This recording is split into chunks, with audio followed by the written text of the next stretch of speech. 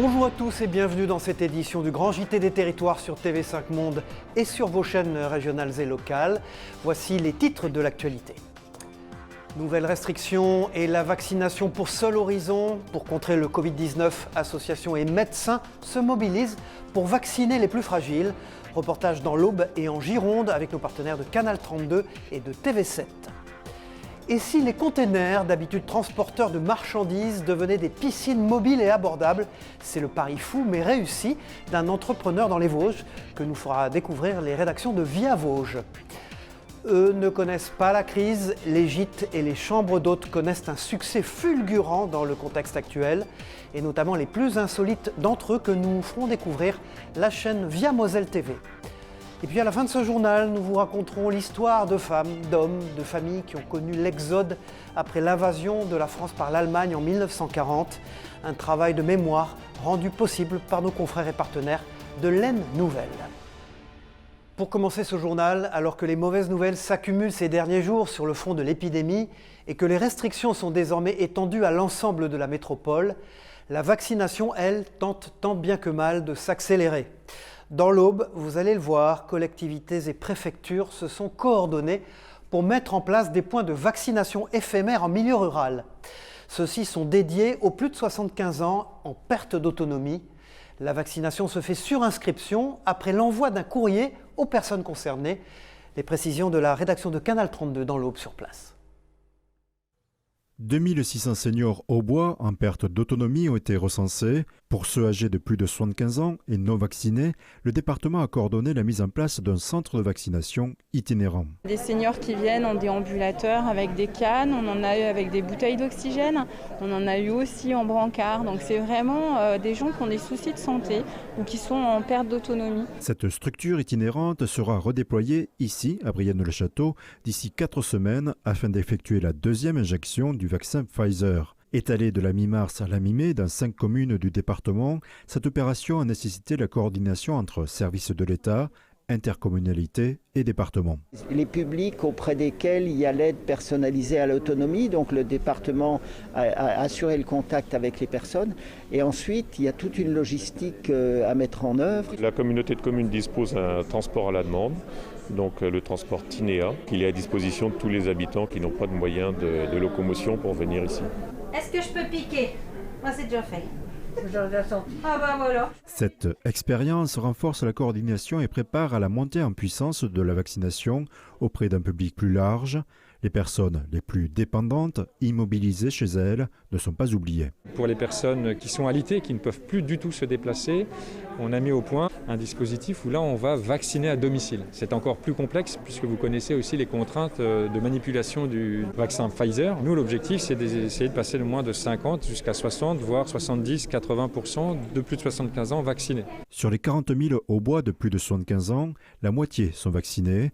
Avec les autres publics prioritaires, cela représente près de 10% de la population du département. Et la campagne de vaccination se poursuit aussi en Gironde. Selon l'Agence régionale de santé, la Nouvelle-Aquitaine devrait recevoir 210 000 doses de vaccins par semaine à partir du 5 avril prochain. Une dizaine de nouveaux sites de vaccination devraient aussi ouvrir sur place. Mais une fois encore, il est difficile pour les personnes âgées d'y accéder pour des raisons de mobilité.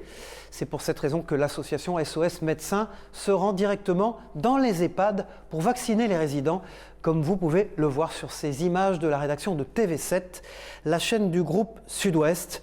Et regardez, écoutez ces propos recueillis par Franck Poirot.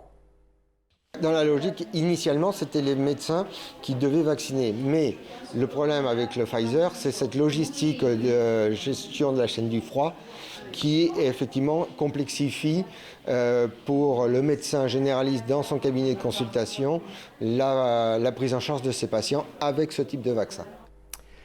Les personnes âgées qui ont également besoin de sourire et de se détendre durant cette période. Dans la région rennaise, pour redonner sourire et joie de vivre, les EHPAD font appel aux clowns. C'est ainsi que Christelle se transforme en Rosa le temps d'une visite. Un reportage de Philippe Berthoud pour la chaîne TVR à Rennes. Déguisement, maquillage, en quelques minutes, la rosoise Christelle se transforme en Rosa. Elle va travailler cet après-midi à Rennes, à la maison de retraite Saint-François. Une danse des mains. Oh là là. J'entends rien, je suis sourde. Mais des fois, on n'entend pas avec les oreilles, des fois, on entend avec le cœur. Rosa rend visite aux personnes âgées avec pour seule mission apporter de la joie. C'est une super héroïne qui, du coup, me permet d'aller partout et d'aller directement toucher le cœur. Après avoir pratiqué le chant, le théâtre ou la danse, cette animatrice et auxiliaire de vie scolaire a découvert il y a 10 ans l'art du clown. Pour le personnel de l'établissement aussi, Rosa est une bouffée d'oxygène. Après son passage, il y a encore des retours de sa venue. Donc elle marque les esprits par la magie qu'elle crée. Grâce à son personnage de Rosa, Christelle Contrati anime aussi des stages, des ateliers et se produit dans des spectacles de rue. Oh, bah quand même. Et le Covid met à rude épreuve l'économie de nos régions et notamment les parcs zoologiques. Dans la Loire, les caméras de notre partenaire TL7, comme vous pouvez le voir, ont pu se rendre dans le parc de Saint-Martin-la-Plaine. Celui-ci n'a ouvert que 4 mois en l'espace d'1 an. Une situation plus que problématique sur le plan financier. Si aucune recette n'est enregistrée, le parc dépense tout de même 5 000 € chaque jour pour assurer les soins quotidiens dont ont besoin les animaux. Pour dénoncer cette situation, le directeur du parc, Pierre Tivillon, a écrit une lettre ouverte au gouvernement sur la page Facebook du zoo. Et quand le sport se réinvente afin de s'adapter à la pandémie, l'équipe monégasque féminine de volley-ball a pu tester de nouveaux masques lors de son dernier match. Quelles en sont les caractéristiques? Un sujet de Sandrine Nègre et d'Alexandra Marangoni pour Monaco Info.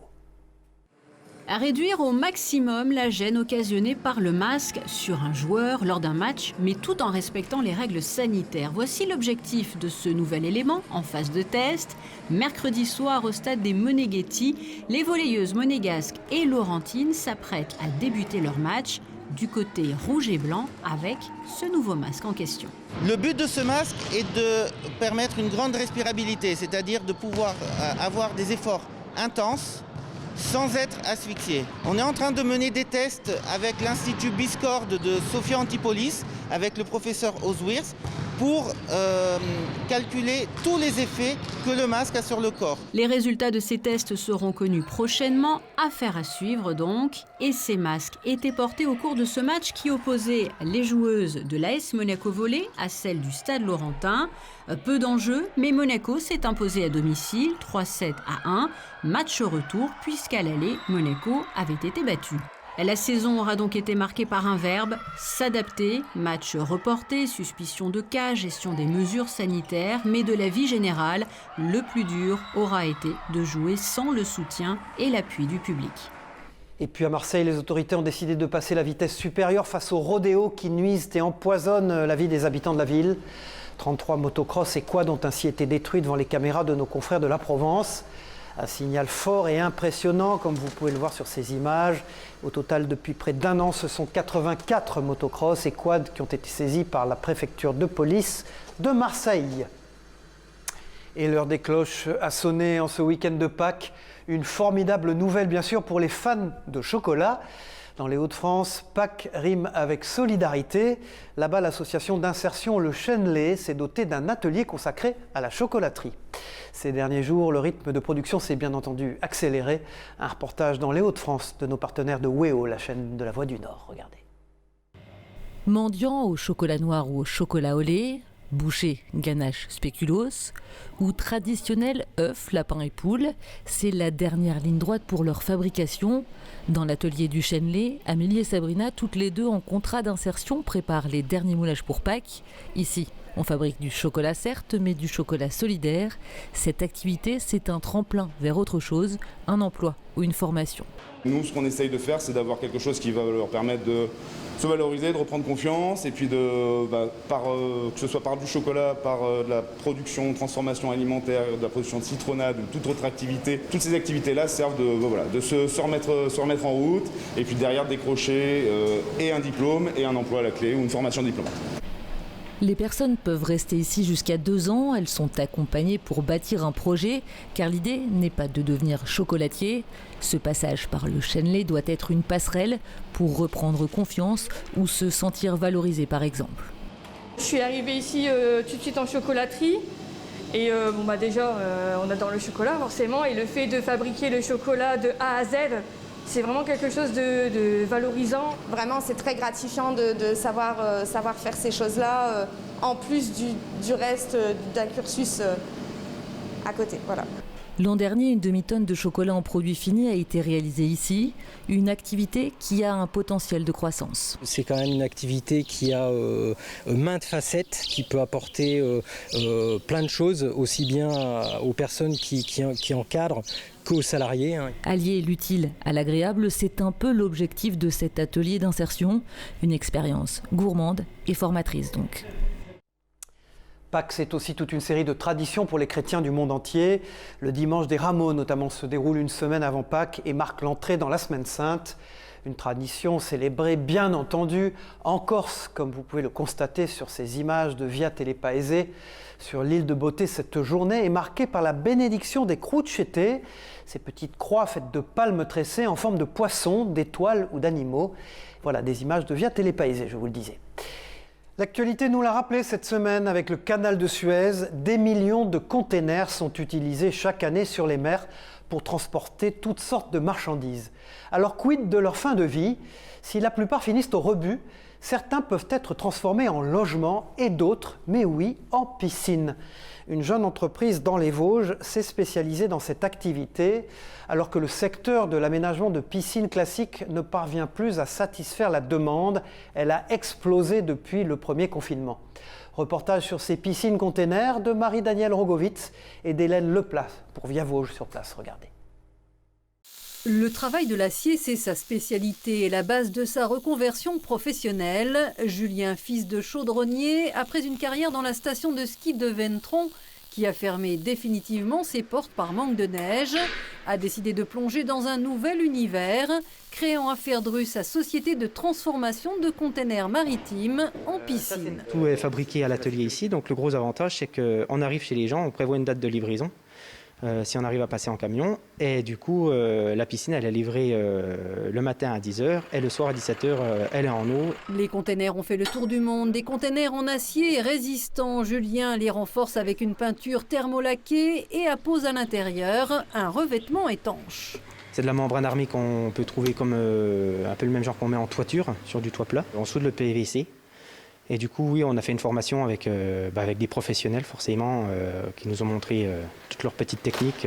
La jeune société réalise du sur-mesure et elle propose également toute une gamme jusqu'à 12 mètres de long avec multiples options et couleurs. Ce modèle inférieur à 10 mètres ne nécessite pas d'autorisation de construction.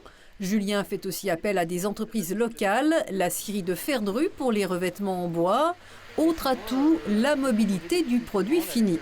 L'avantage, c'est que même un locataire qui veut une piscine, il peut acheter une de nos piscines.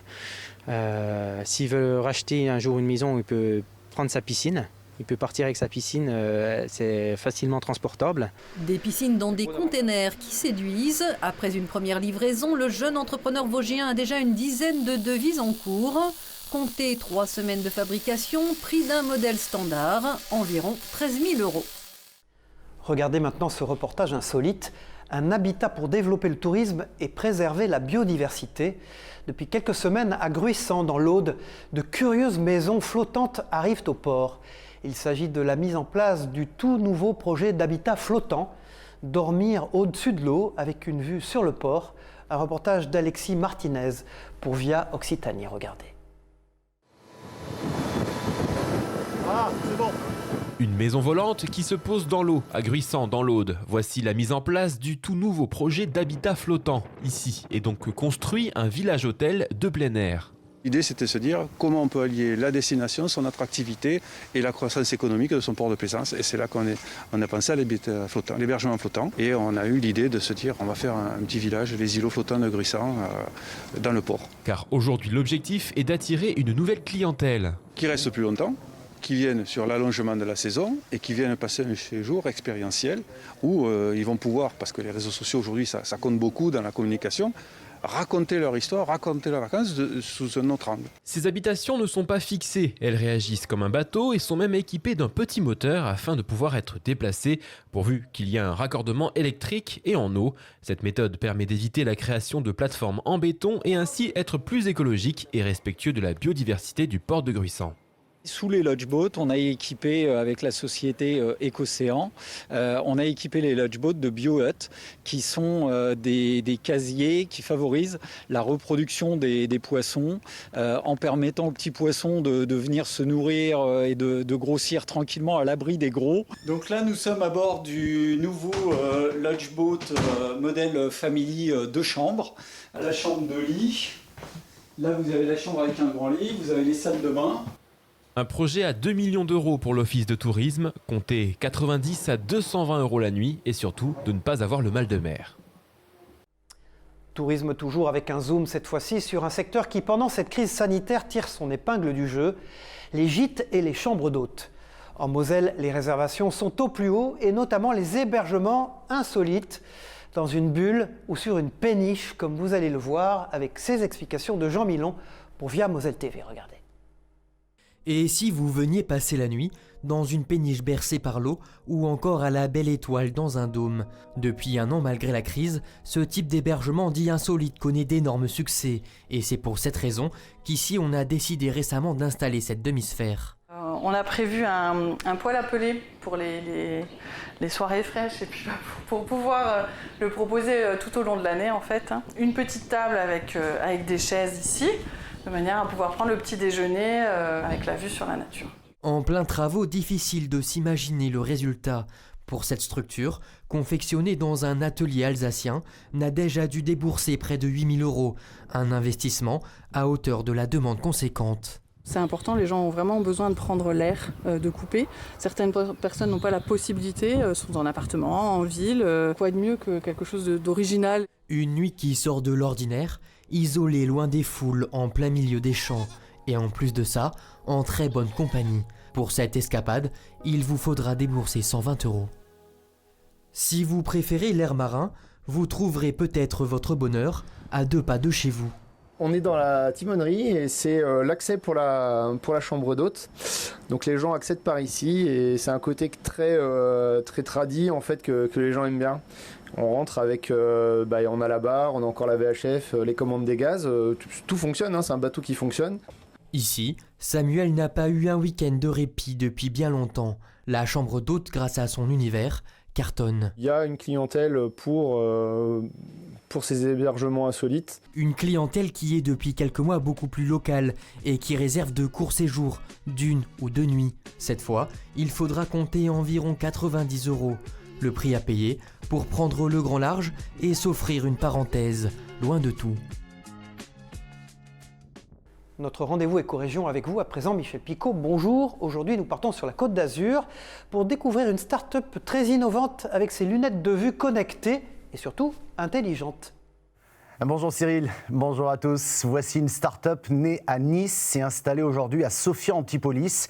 Elle s'appelle LCLC. Et là où les géants comme Google se sont cassés les dents, eh bien cette petite start-up française est en train de les dépasser avec des lunettes de vue connectées et intelligentes. Leur cœur de métier, ce sont les capteurs. Pour sa première création, elle a mis au point des lunettes qui ont la forme de lunettes de vue classiques, destinées à empêcher l'endormissement du conducteur au volant grâce à des capteurs qui sont capables de détecter les signaux indiquant une envie de dormir. Mais ces capteurs leur ont permis de faire d'autres choses, d'autres lunettes. Par exemple, les lunettes qui permettent de détecter les chutes. Mais leurs solutions sont aussi capables de mesurer la température corporelle, voire le rythme cardiaque de manière non intrusive. Et ils sont allés encore plus loin en mettant au point un capteur capable d'analyser le suivi du regard au volant pour être sûr que le conducteur regarde bien la route et pas son téléphone mobile. Sinon, les lunettes le rappellent à l'ordre avec un système d'alerte. Mais ces capteurs suiveurs de regard sont aussi utilisés par l'armée et ce sont les pilotes de Rafale qui commencent à en être équipés. Par ailleurs, en Allemagne, des tests sont actuellement en cours dans un hôpital pour suivre des personnes souffrant de la maladie de Parkinson. Un proverbe dit que le regard ou les yeux sont le miroir de l'âme. Philippe Perrard, le fondateur de LCLC, me disait, lui, le regard et les yeux sont le miroir de notre santé santé. Et ce n'est qu'un début. Merci Michel Picot. Des images du Capitole dans ce grand JT des territoires maintenant. Le monument le plus emblématique de Toulouse est en restauration depuis le début des années 2020. Un chantier de taille, retardé par la crise sanitaire, vous vous en doutez, qui vise à sécuriser et consolider les éléments décoratifs, chapiteaux et statues notamment. L'occasion aussi de nettoyer la pierre calcaire, abîmée par les eaux ruisselantes et parfois par certaines manifestations, notamment celle des Gilets jaunes. La dernière restauration avait été effectuée il y a 33 ans. Des images de nos partenaires de La Dépêche du Midi. Vous l'avez vu dans les titres de ce journal, c'est un aspect de la Seconde Guerre mondiale souvent méconnu de l'histoire. La fuite de nombreux habitants du nord de la France après l'invasion de l'Allemagne en 1940. Une période traumatisante évidemment pour de nombreux civils que le journal L'Aisne Nouvelle a décidé de mettre en avant à travers une série de témoignages diffusés sur son site internet. Éric Jonot, bonjour, vous êtes le rédacteur en chef adjoint de la rédaction de L'Aisne Nouvelle. Pourquoi avez-vous sollicité ces témoignages ? En fait, on approchait de la commémoration de l'année 40. L'Aisne, en 1940, subit sa 3e invasion en l'espace de 70 ans. Et ça a été en réalité une catastrophe humaine. Et c'est vraiment cet aspect-là des choses que nous, on a voulu explorer. Comment avez-vous fait pour obtenir ces témoignages si rares ? Bien écoutez, on a lancé un appel à témoignages. Il s'est trouvé que les gens nous proposaient de faire témoigner leur mère, leur grand-mère, leur grand-père. Les gens nous ont envoyé des textes, nous ont envoyé des documents, des photos. Et on s'est aperçu qu'il y avait en fait une formidable demande du public pour témoigner justement 80 ans après de ce qui s'est passé pendant cette fameuse année 40. Que racontent-ils ? Qui sont ces protagonistes ? Écoutez, on a rencontré 5 dames qui avaient entre 90 et 100 ans en 1940. Nos témoins ont entre 10 et 20 ans. Elles nous racontent des événements qui parfois sont bouleversants. Je pense à cette dame qui nous raconte son bombardement de la gare de Rennes, qui a été un événement meurtrier. Il y a eu plus de 1000 morts.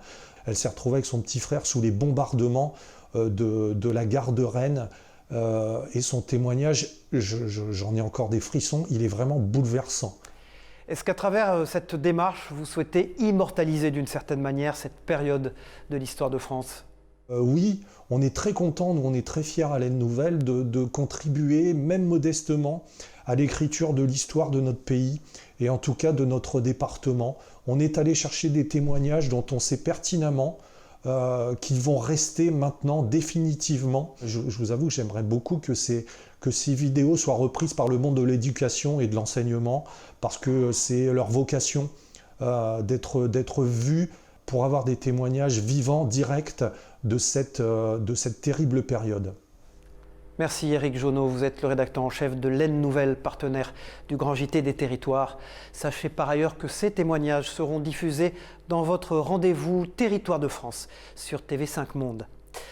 Pour terminer ce journal, des images marines. La saison de la ponte des tortues de mer vient de démarrer en Martinique. Afin de préserver les œufs, de plus en plus de jeunes s'impliquent dans la protection de ces espèces protégées et menacées. Il y a quelques jours, une trentaine de bénévoles a été formée au repérage des traces de ponte. Regardez ce reportage de Marc-Olivier Dream pour Via ATV, Martinique sur place. À l'approche de la saison des pontes de tortues marines, les passionnés s'organisent. Pendant 8 mois, cette plage va vivre comme d'autres plages, les allées et venues de tortues. En Martinique, entre mars et novembre, 3 espèces viennent et reviennent pour la ponte. Les tortues imbriquées, les tortues vertes et la plus grosse de son espèce, les tortues luttes. Pour la trentaine de bénévoles de l'association Roots of the Sea, Racine Lamay, l'objectif est d'apprendre à identifier les traces de chaque espèce. C'est vrai qu'on est un petit peu friand de ces expériences qui sont exceptionnelles, mais on sait très bien que c'est notre travail de patience. Je peux à la fois m'intéresser aux tortues marines, mais aussi à l'érosion côtière et aussi aux sargasses. Selon une organisation gérée par l'Office national des forêts, Roots of the Sea est un des acteurs parmi d'autres associations. On a la chance d'avoir Damien Chevalier aujourd'hui du CNRS pour aider justement à sensibiliser les gens autour de ça.